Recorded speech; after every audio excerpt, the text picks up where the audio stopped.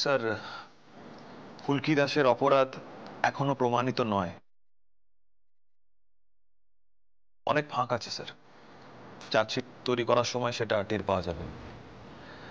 আর ফুলকি দাসের উপরে জোর করে কিছু চাপিয়ে দেওয়া যাবে না। দাদা ভাই, আমি তো প্রথম থেকে সত্যি কথাই বলছি, আর কেউ জোর করে আমাকে দিয়ে কিছু বলাতে পারবে না।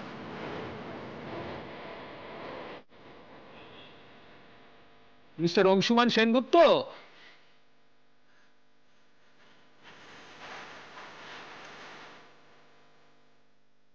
তুমি কিন্তু এই ইন্টারোগেশন প্রক্রিয়াটার অংশ নও, জানো তো?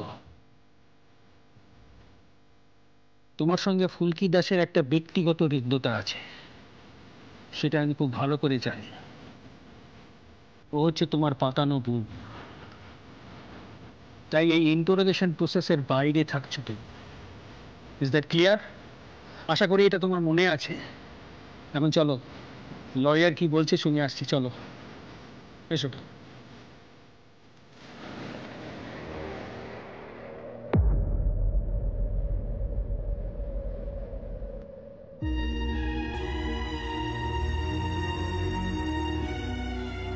কই ফুলকি দাসের লয়ার কে আছেন? আমি। আমার ক্লায়েন্টকে আর কতক্ষণ আটকে রাখা হবে? আমি তো জানতাম ওনাকে জিজ্ঞাসাবাদের জন্য আনা হয়েছে। দেখুন ম্যাডাম, ফুলকি দাস আমাদের সঙ্গে সহযোগিতা করেননি, তাই আমরা ওনাকে পুলিশ কাস্টাডিতে রাখতে বাধ্য হচ্ছি। আমাদের এই জিজ্ঞাসাবাদের প্রক্রিয়া জারি থাকবে। একটা কথা ভুলে যাবেন না ম্যাডাম, এটা কিন্তু একটা অ্যাটেম্পট টু মার্ডার কেস। আর এই অ্যাটেম্পটটা যার উপর করা হয়েছে তিনি কিন্তু একজন নির্বাচিত এমএলএ, জনপ্রতিনিধি।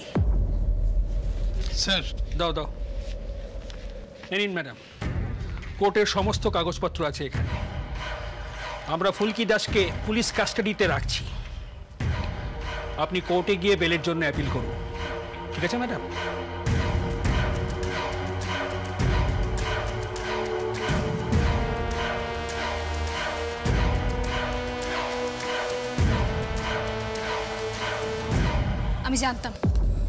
আমি জানতাম এটাই হতে চলেছে। ফুলকিকে এখানেই থাকতে হবে এখন। বৌদি, আমি যত তাড়াতাড়ি সম্ভব বেলের জন্য অ্যাপিল করছি, কিন্তু বেল এত সহজে পাওয়া যাবে বলে মনে হচ্ছে না। গুলিটা করলো কি সেই বিষয়ে তো কোনো ক্লুই পাওয়া যাচ্ছে না।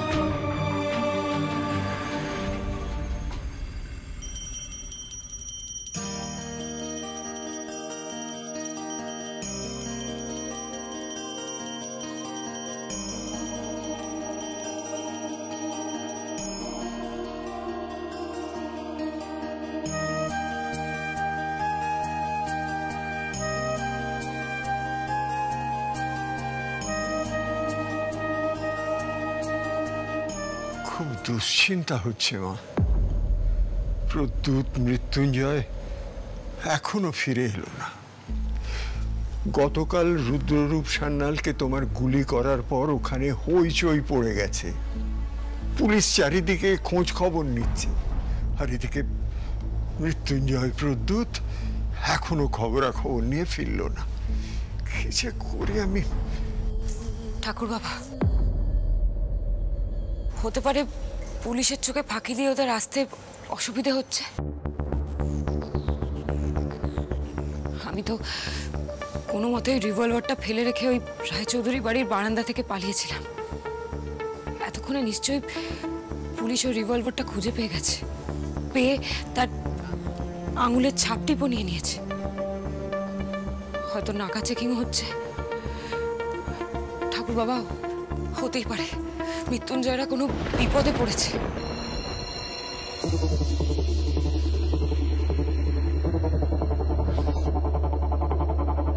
মা, তুই তো জানিস মা, আমরা তোর নাম নিয়ে হাতে অস্ত্র তুলে নিয়েছি এক বড় অসুরকে নিধন করব বলে। এখন এখন সব তোর হাতে মা। তুই সবাইকে রক্ষা কর মা, রক্ষা কর। জয় মা, জয় মা, জয় মা, জয়। বাবা, বাবা, ওরা এসে গেছে। তোমাদের এই অবস্থা কেন? খবর জোগাড় করা খুব মুশকিল হচ্ছিল, চারদিকে প্রচুর পাহারা। আমরা যে মেয়েটাকে উদ্ধার করে চিকিৎসা করলাম সে মেয়েটাকে পুলিশ অ্যারেস্ট করেছে। মানে কেন, কিভাবে? সে তো বলতে পারবো না মাধবীদি, তবে মা কালী তোমাকে বাঁচিয়ে দিয়েছেন। ওই মেয়েটাকে রুদ্রুষ্ঠানালয়ের ওপর গুলি করার অভিযোগে পুলিশ অ্যারেস্ট করেছে। ওখানে প্রচুর পুলিশ, বলছে প্রতিশোধ নেওয়ার জন্য নাকি গুলি করা হয়েছে। প্রচুর পাহারা আর পুলিশ, সকলে দেখতে চাইছে এই মেয়েটির সঙ্গে কে কে যুক্ত আছে এই কেসে। আর ওই রুদ্ররূপ সান্যাল খুব ক্রিটিক্যাল, জ্ঞান নেই, এটুকুই খবর পেয়েছি মাধবীদি। যদি না বাঁচে তাহলে মেয়েটার বড় ধরনের শাস্তি হবে।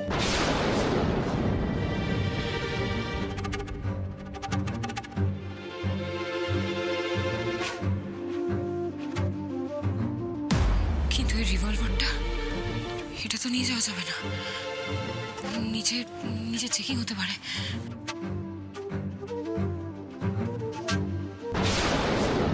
আমি তো দেখিও নি বন্দুকটা কোথায় গিয়ে পড়লো।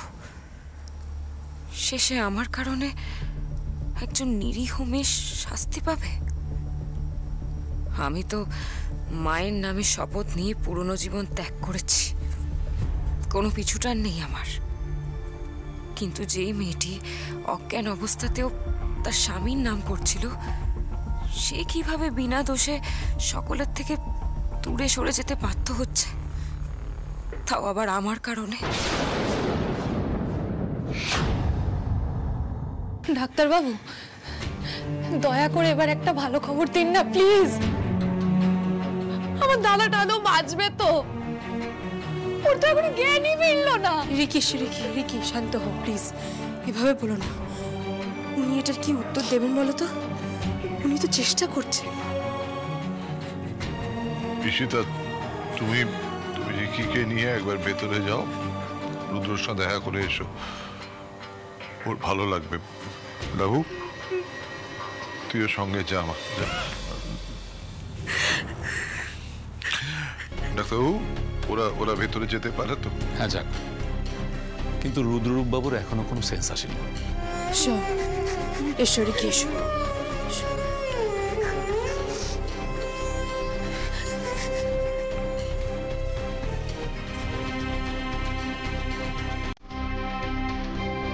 চ্যাটার্জি, আমাকে একটা কথা স্পষ্ট করে বলুন তো, রুদ্র সুস্থ হয়ে উঠবে তো? আশা তো করছি পল্লব বাবু, কিন্তু কিছুতেই জ্ঞানটা ফিরছে না, সেই জন্যই আমরা একটু কনফিউজড। বেশি দিন ধরে অজ্ঞান হয়ে থাকাটাও রিস্কি। আমরা কিন্তু সব ধরনের ট্রিটমেন্টই করছি, বুঝতে পারছি না কি হবে। আর আমাদের একজন সিনিয়র মোস্ট ডক্টর আছেন কলকাতায়, তাকেও কল দিয়েছি, আশা করছি আজকের মধ্যেই চলে আসবেন। বাবু, এই মুহূর্তে আমাদের ধৈর্য ধরা ছাড়া আর কোনো উপায় নেই। দেখা যাক কত দূর প্রোগ্রেস হয়।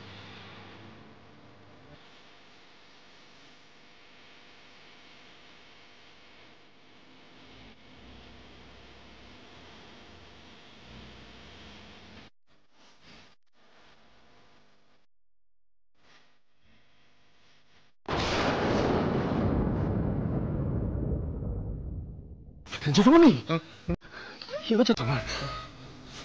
বসবে, এসো, বসো এখানে। আস্তে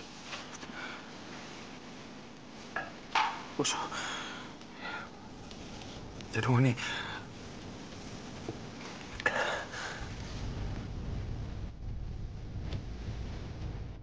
জেঠুমনি একটা কথা বলি, তুমি আর পারছো না ধকল নিতে।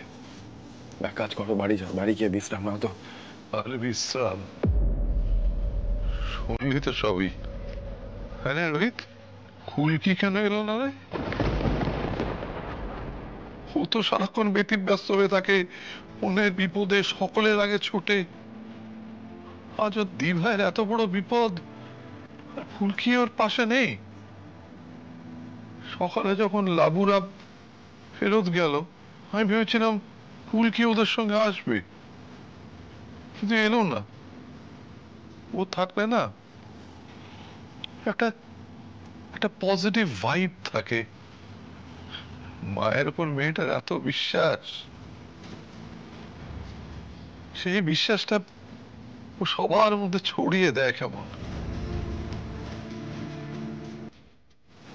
তোমার হাতে এটা কি?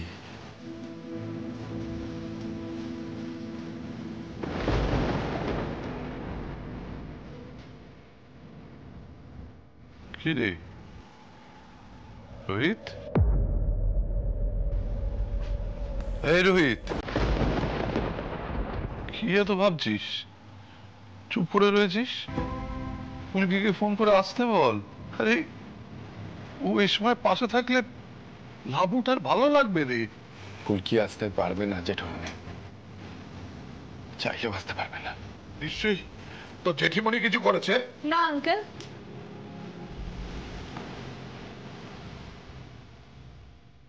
আন্টি কিছু বলেনি। ফুলকিকে পুলিশ অ্যারেস্ট করেছে। কি? পুলিশ অ্যারেস্ট করেছে ফুলকিকে? কেন? হ্যাঁ কেন? আর সেটা আমাকে জানানো হয়নি কেন? ব্যাপারটা কি? হ্যাঁ জেঠুমনি প্লিজ একটু শান্ত হও, আমি বলছি কি হয়েছে। আসলে ফুলকি দাসের ব্যাগ থেকে একটা রিভলভার পাওয়া গেছে। আমি আর রিকি দেখতে পেয়েছি। আজকে সকালে পুলিশ আসে আর ফুলকিকে জিজ্ঞাসাবাদ করার জন্য নিয়ে যাওয়া হয়। ওখানে গিয়ে হয়তো পুলিশ কিছু বুঝতে পেরেছে, তাই ফুলকি দাসকে অ্যারেস্ট করা হয়েছে। তোমার কিছুক্ষণ আগে জানালো আর কি, ও এখন পুলিশ কাস্টাডিতেই আছে। সেটা আমার জানানো হলো না কেন? হ্যাঁ কার মাথায় এলো? হ্যাঁ কার মাথায় এলো যে ফুলকির হাতে একটা রিভলভার পাওয়া গেছে বলে ওকে অ্যারেস্ট করা দরকার? আচ্ছা আচ্ছা আচ্ছা ঈশিতা, এমন তো হতে পারে কেউ বদমাইশি করে ওর ব্যাগে ওটা রেখে দিয়ে চলে গেছে। তোমার কি শেষে ফুলকিকে সন্দেহ করছো নাকি? হ্যাঁ আচ্ছা আমায় বোঝাও তো, বোঝাও ফুলকি রিভলভারটা পাবে কোত্থেকে? কোথা থেকে পাবে? হ্যাঁ আমি সত্যি কিছু বুঝতে পারছি না। এই রোহিত, তুই চুপ করে আছিস কেন? হ্যাঁ লাবু লাবু, তুই তো আমার কিছু জানাসনি। হ্যাঁ আমি তখন থেকে ভেবে চলেছি ফুলকি মেয়েটা এখানে নেই কেন? ও কেন দীঘার পাশে এসে দাঁড়ানো? আমি ভেবে চলেছি। বাবা, কাল রাত্রে তোমার শরীরটা এতটা খারাপ ছিল যে আমি সাহস করে কিচ্ছুটি বলতে পারিনি তোমার। এই ভাই, তুই ফুলকির কাছে না গিয়ে এখানে কেন এলি রে? ওর পাশে থাকাটা সবচেয়ে বেশি দরকার তো তোর। বেচারা ফুলকিটা এখনো বৌদি, তুমি এখনো ফুলকিকে বেচারা বলছো? এখনো? বিশ্বাস করো রিকি, আমি না মানতে পারছি না। না মানতে পারলেও এটাই সত্যি লাবুদি, এটাই সত্যি যে ফুলকি দাসী গুলিটা চালিয়েছে। ফুলকি দাস সেদিন কি বলছিল জানো? ও কাউকে একটা ওরই মতো শাড়ি পরে ওপরে যেতে দেখেছে, তারপর তো অংশুদা গেল সবকিছু সার্চ করতে, পেয়েছে কাউকে? আমি নিজের চোখে দেখেছি ফুলকি দাসকে ধোয়ার মধ্যে ওপরে যেতে, আর ওপর থেকে ওই একাই নেমেছে।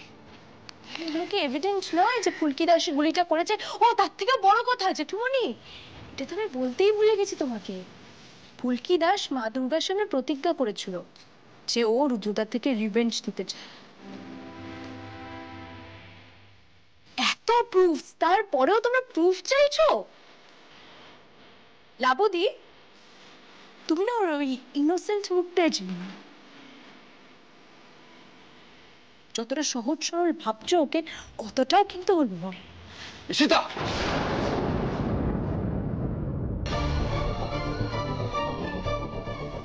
লিসেন ঈশিতা, ফুলকি কিরকম মানুষ সেটা এখন তোমার সবাইকে বলতে হবে না। তুমি বলো রুদ্রকে কেমন দেখলে? দাদা একইভাবে পড়ে আছে রোহিতদা, আর তোমরা যে যা খুশি বলো না কেন, আমি নিজের চোখে দেখেছি ফুলকিকে রিভলভার হাতে নিয়ে দাঁড়িয়ে থাকতে। পুলিশ তো ওপরে যেতে বারণ করেছিল, কিন্তু তাও ফুলকি ওপরে গেছিল আর গিয়ে প্রমাণ লোপাট করার চেষ্টা করেছিল।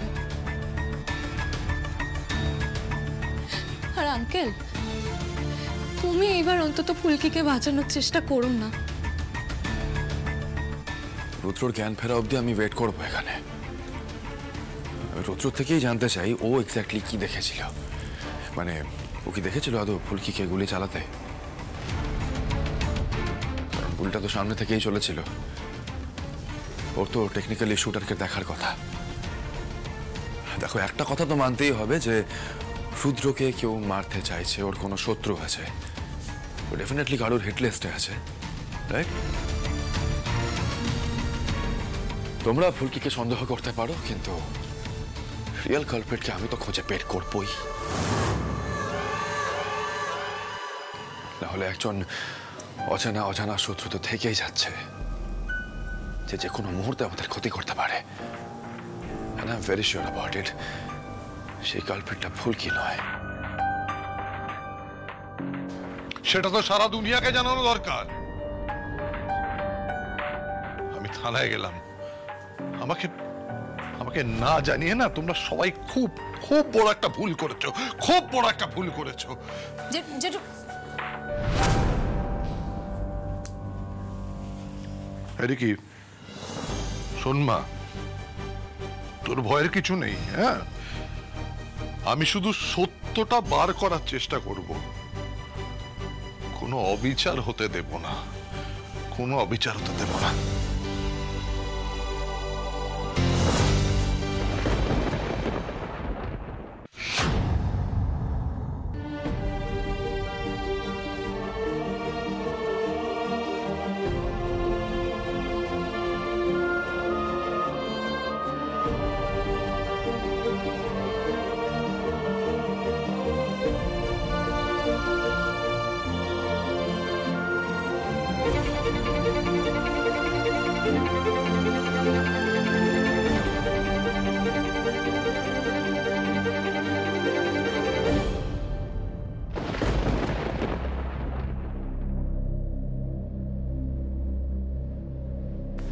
স্যার, স্যার আসেননি? না ফুলকি, ভাই তোমাকে এই অবস্থায় দেখতে চাইছে না গো। ফুলকি, আমি বেলের জন্য অ্যাপ্লাই করেছি, আশা করি খুব তাড়াতাড়ি তোমাকে ছাড়িয়ে নিয়ে যেতে পারবো। আর ফুলকি, তোমার এখানে কোনো অসুবিধা হলে তুমি আমাকে আগে ডাকবে। তো তোমরাও না? আমার আবার কিসের অসুবিধা হবে? বলছি জামাইবাবুর এখনো জ্ঞান ফেরেনি? না ফুলকি, রোহিত গেছে নার্সিংহোমে। রুদ্রদার জ্ঞান ফিরলে রুদ্রদার সাথে কথা বলবে, আর রুদ্রদা কে গুলি করেছে সেটা দেখেছে কিনা সেটা জানবে। ফুলকি, আমরা সবাই আছি তোমার পাশে, একটা না একটা ব্যবস্থা ঠিক হবে, তুমি কোনো চিন্তা করো না। আচ্ছা অংশুদা, বলছি আমরা খাবার টাবার নিয়ে আসতে পারবো তো? ও বৌদি, ফুলকি আজকে রাতে কি খাবে? আরে আমি আছি তো, আমি কিছু একটা করে অংশুর হাতে পাঠিয়ে দেব। সেক্ষেত্রে একটা পারমিশন লাগবে, মানে নিয়ম তো নিয়মই না, মানতে হবে। কি করবো বলো? জানো তুমি যাওয়ার সময় একটা অ্যাপ্লিকেশন করেছো। দিদি, তুমি ফুলকি দাসের খাওয়া নিয়ে একদম চিন্তা করো না। ফুলকি দাস ছোট থেকে যা খেয়ে বড় হয়েছে, তারপর যে কোনো খাবার খেয়ে লড়াই করতে পারবে। তুমি শুধু স্যারকে দেখো, স্যার কিন্তু খাবে না, পাগল পাগল করবে। সে তো করছেই ফুলকি, দাভাই নিজের মধ্যে নেই। আচ্ছা অংশুদা, তোমাদের চার্জশিটটা কোন অ্যাঙ্গেলে তৈরি হচ্ছে গো? এই থানার বড়বাবু তো চার্জটা এমনভাবে ফ্রেম করবে দেখে মনে হবে ফুলকি সাসপেক্ট নয়, আসল মার্ডার। কোনোভাবে যদি জেঠুমনির সাহায্য নিয়ে আমরা ডিজি সাহেবকে ইনভলভ করতে পারতাম। তো জেঠুমনিকে যেটা করতে বলবি, তো জেঠুমনি সেটাই করবে ধানু।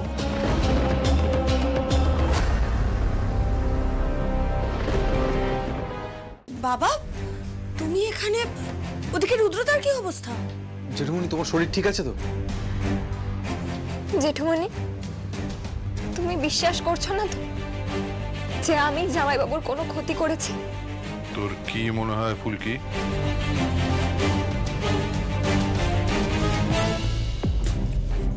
তোর জেঠুমনি মানুষ চেনে না চেনে না? আমি মরে গেলেও বিশ্বাস করতে পারবো না যে তুই কাউকে গুলি করতে পারিস,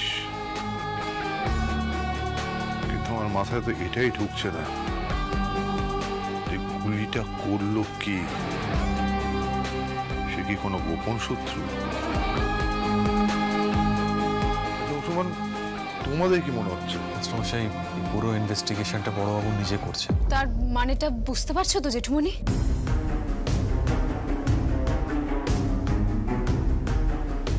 রিকি আর ঈশিতা তো জোর দিয়ে ফুলকির নামই বলতে থাকলো। আমি ঈশিতাকে বারণ করেছিলাম, ও তো কোনো কথাই কানে নেয় না, নিজে যেটা মনে করবে ঠিক সেটাই ঠিক। ঈশিতা স্টেটমেন্টও দিয়েছে যে ফুলকি শাড়ি পরা একজনকে গুলি করতে দেখেছে, তাই স্বাভাবিকভাবে ফুলকি প্রাইম সাসপেক্ট।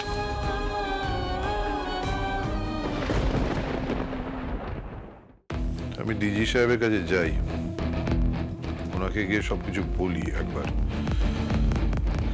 কিন্তু কোন গোপন শত্রু থাকতে পারে যে ফুলকির শাড়ি পরে এসে রুদ্রের ওপর গুলি চালালো?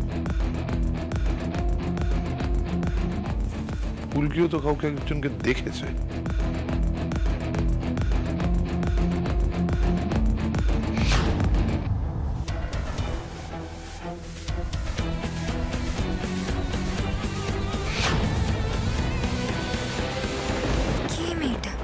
তার সঙ্গে জামাইবাবুর কি সম্পর্ক?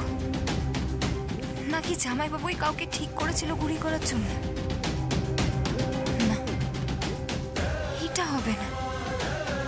জীবনের এত বড় ঝুঁকি কেউ নেয় নাকি এভাবে? তার মানে মেয়েটা জামাইবাবুর শত্রু ছিল। কে ওই মেয়ে যে এত বড় একটা ঝুঁকি নিয়ে জামাইবাবুকে গুলি মারতে এলো?